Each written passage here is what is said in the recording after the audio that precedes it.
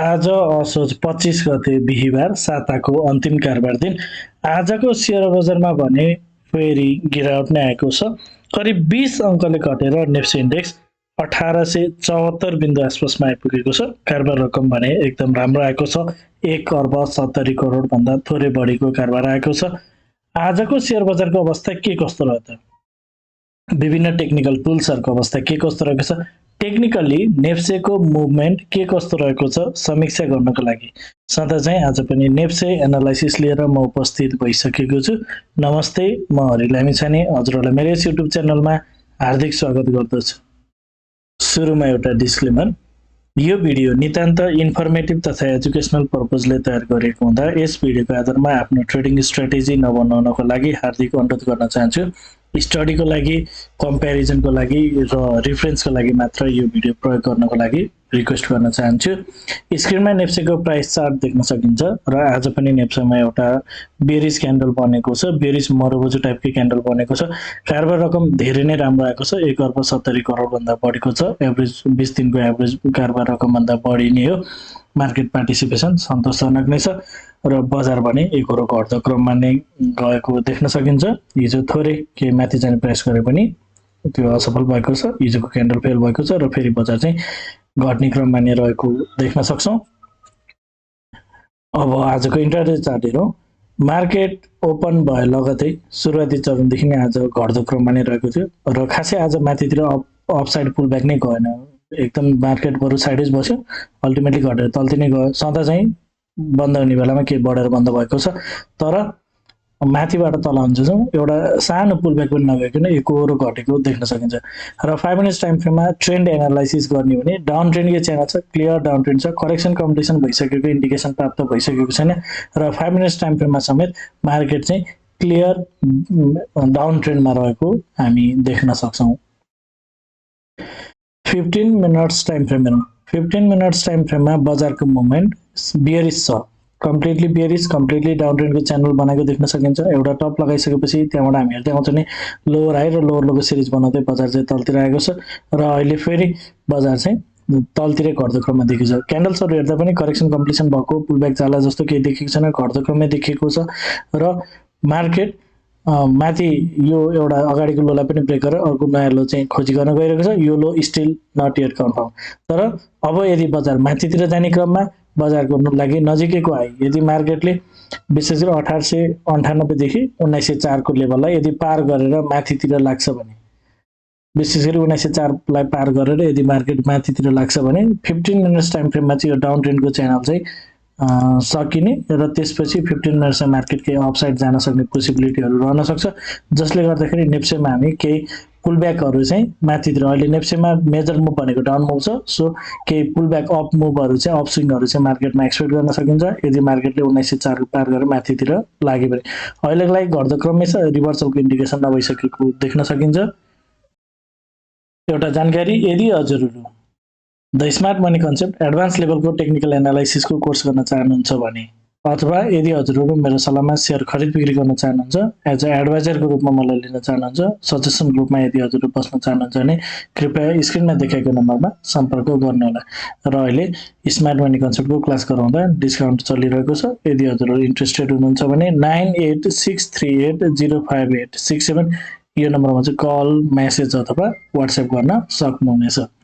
अब hourly time frame, hourly time फ्रेममा बजारको movement hourly time frame bearish छ, स्ट्रङ बियरिस रहेको देख्न सकिन्छ। मार्केट तेज एकदम तल गइरहेको छ र अहिलेसम्म पनि यो लो अझै पनि कन्फर्म भइसकेको छैन र बजार चाहिँ एकहोरो घट्दै गइरहेको छ। यदि बजार आवरली टाइम फ्रेममा यदि बजार माथितिर जान्छ भने पनि बजारको लागि चाहिँ 1930 देखि 1960 को नै बजारको लागि टार्गेट रहनेछ र बजार यहाँबाट फेरि अर्को लो क्रिएट गर्ने यसरी तलतिर जान सक्छ भनेर हामीले हेर्न सक्छौँ। अहिले घटिरहेको छ, घट्दो क्रममै देखिएको छ। यदि माथितिर जान्छ भने पनि बजारले यो लेभललाई चाहिँ पार गर्न नसक्ने बुझ्न सकिन्छ। यदि मार्केटले माथि जाने क्रममा यदि 1963 लाई पार गर्दै यदि माथितिर लाग्छ भने मोर लाग्यो मार्केटले चाहिँ यो लेभल्सहरूलाई सजिलो ब्रेक गर्नको लागि मार्केटको लागि चाहिँ सजिलो हुनेछ। खासै त्यस्तो मार्केटमा यहाँ सप्लाई जोन चाहिँ स्ट्रङ सप्लाई जोन चाहिँ नरहेको बुझ्न सकिन्छ। 1963 कटिसकेपछि बिस्तारै मार्केट माथितिर लाग्नेछ र यो हाईलाई पार गर्दै मार्केट चाहिँ माथितिर पनि जान सक्छ। तर जबसम्म यो हाईलाई पार गर्दैन तबसम्म चाहिँ यो हाई भनेको 2040 लाई पार गर्दैन। हाउली टाइम फ्रेममा 2040 लाई पार नगरुन्जेलसम्म चाहिँ हामी बियरिश ट्रेन्डमा नै रहनेछ भनेर बुझ्न सक्छ। यदि 2040 लाई पार गर्छ भने त्यसपछि हाउली टाइम फ्रेममा मार्केट बुलिस हुनेछ र मार्केट चाहिँ केही माथितिर जान सक्ने एक्सपेक्ट गर्नु। अहिलेको लागि जबसम्म 2040 भन्दा तल रहन्छ तबसम्म मार्केट चाहिँ त्यसरी नै तल फल हुन सक्छ भनेर हामीले हेर्न सक्छौँ। र मोर लाइकली अहिले बजार घटिरहेको छ। माथितिर पुलब्याक गयो भने मार्केटलाई 1930 देखि 1960 कै मार्केटको लागि टार्गेट हुन सक्छ भनेर हामीले त्यसरी हेर्न सक्छौँ। र डेली टाइम फ्रेम हेरौँ। डेली टाइम फ्रेममा हिजो एउटा सानो बुलिस क्यान्डल बनेको थियो। अगाडिको क्यान्डलको लिक्विडिटी खाएको भएर मार्केट चाहिँ के माथितिर पुलब्याक लागि जान्छ कि भन्ने खालको एजम्सन थियो, तर मार्केटले त्यो गर्न सकेन। र लोवर टाइम फ्रेमबाट हेर्दा चाहिँ मार्केटमा यो क्यान्डल फेल हुन सक्छ भन्ने कुरा पनि हिजो नै मैले हजुरहरूलाई सेयर गरेको थिएँ। र पुनः घट्ने क्रमले निरन्तरता पाएको छ। र अहिले चाहिँ बजार के भएको छ भन्दा अगाडि जुन कुनै पास्टमा चाहिँ मार्केट यो लो लगाएर माथि जाने क्रममा कुनै समय डिमान्ड क्रिएट भएको क्यान्डलमा चाहिँ मार्केट आइपुगेको छ। यो भ्यालिड हुन्छ, यो भ्यालिड नै हुनुपर्छ भन्ने त्यस्तो कुनै छैन। जस्तो हाम्रो यो माथितिरको डिमान्ड लेभल्सहरू हुन्छ, यो चाहिँ एकदम भ्यालिड नै हुन्छ। योबाट चाहिँ हामीले मार्केट रिभर्स हुन सक्छ भनेर हामीले बढी प्रिसाइज भयो भने यस्तो लेभलहरूबाट चाहिँ मार्केट माथितिर फर्किन्छ भनेर हामी कन्फिडेन्ट हुन सक्दैन। तर अभियसली पनि मार्केटले यस्तो टाइपको क्यान्डल्सहरूमा यो डिमान्ड जोनहरूमा चाहिँ अभियसली पनि रिएक्सन गर्छ। सो मार्केट यो लेभलमा चाहिँ आइसकेको छ र यो लेभल भनेको चाहिँ यो जोन भनेको अलिक फराकिलो छ। 1837 देखि 1877 लेभल छ। सो यो लेभलको आइदर अपसाइड तलको अथवा मिडल जुनसुकै रेन्जबाट यो बिचमा चाहिँ विशेष गरी 1965बाट तलतिर झरेपछि अझै राम्रो हुन्छ। यो लेभलबाट चाहिँ मार्केट केही माइनर अपस्विङहरू डेली टाइम फ्रेममा जुन हामीले अगाडि मुभ देख्ने गर्थ्यौँ दुई तिनवटा क्यान्डलको अपस्विङ, सो यो टाइपको चाहिँ अपस्विङ मार्केटले दिन सक्छ भनेर हामीले हेर्न सक्छौँ। र यहाँबाट माथि जाने क्रममा मार्केटले यो लोलाई चाहिँ ब्रेक गर्छ कि गर्दैन त्यो भने अभियसली हामीले हेर्न नै बाँकी छ। सो अहिलेको लागि चाहिँ धेरै ठुलो टार्गेट सेट गर्न मिल्दैन। जस्ट मार्केटको लागि चाहिँ हामीले हेर्ने भनेको यसरी केही माइनर पुलब्याक दिन्छ कि भनेर हेर्न सक्छौँ। र अल्टिमेटली बजार चाहिँ फेरि यसरी तलतिर जान सक्ने पोसिबिलिटीहरू नकार्न मिल्दैन। यो कुरा पनि हामीले बुझ्नु पर्यो। आजको क्यान्डल एउटा बेरिस क्यान्डल बनेको छ। आजको क्यान्डलले बजार के घटेर तलतिर नै जान सक्ने इन्डिकेट गर्छ। अब कन्क्लुजन तर्फ जाउँ। 5 मिनट्स टाइम फ्रेम हेर्छ भने बजार चाहिँ घटिरहेको छ। घट्ने क्रममा कुनै पनि किसिमको ब्रेक नलागेको देख्न सकिन्छ। घट्दो क्रममै देखिन्छ, करेक्सन कम्प्लिसनको इन्डिकेसन छैन।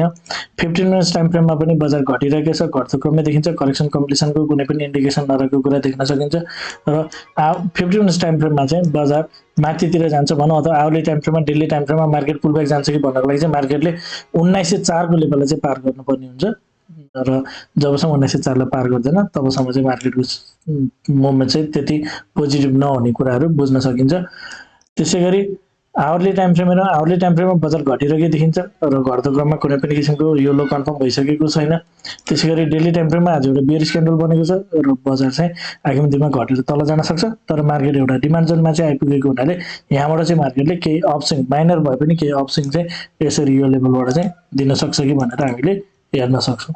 हजुरहरूलाई मेरो भिडियो के कस्तो लागिरहेको छ कमेन्टमा जानकारी गराइदिनु होला। भिडियो मन परेको छ, उपयोगी भइरहेको छ, भिडियोले हजुरहरूलाई केही सहयोग पुर्याइरहेको छ भने भिडियोमा एक लाइक भने अवश्य गरिदिनु होला। साथै च्यानलमा नयाँ हुनुहुन्छ, पहिलोपटक हेर्दै हुनुहुन्छ अथवा अहिलेसम्म पनि च्यानल सब्स्क्राइब गर्नु भएको छैन भने च्यानल सब्स्क्राइब गरिदिनु होला भन्न चाहन्छु। हवस् त, धन्यवाद, नमस्ते।